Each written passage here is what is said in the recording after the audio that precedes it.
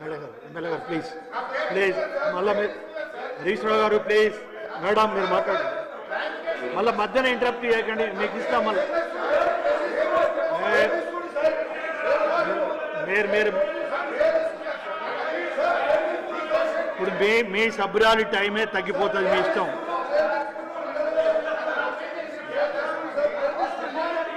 పోయిన గవర్నమెంట్లో బాధ్యతలు ఉన్న వాళ్ళ గురించి తీస్తారు కూర్చోండి ప్లీజ్ సూటిగా చెప్పండి ఒకటే మాట గౌరవనీయులు శ్రీధర్ బాబు గారు నా పేరు తీసుకొని ప్రస్తావించింది కనుక సభ రికార్డును సెటరైట్ చేయాలని చెప్పి నా ఉద్దేశం అధ్యక్ష బీఆర్ఎస్ హయాంలో ఒక్క టీచర్ రిక్రూట్మెంట్ జరగలేదని సత్యదూరమైన విషయం మాట్లాడారు అధ్యక్ష I'm challenging LA minister Sridhar Babu garu మా హయాంలో 26,000 ఉపాధ్యాయ ఉద్యోగాల నియామకం జరిగింది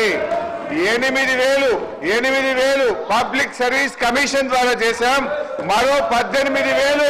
మేము గురుకులాల్లో నియామకాలు చేశాము 26,000 ఉపాధ్యాయుల నియామకం జరిగితే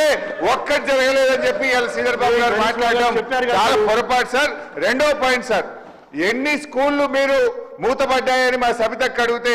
79 తెరిపించినని బాగానే చెప్పారు కానీ మూతపడ్డ 1913 స్కూళ్ల సంగతి ఎందుకు మాట్లాడారు అని నేను అడుగుతా ఉన్నాను అధ్యక్ష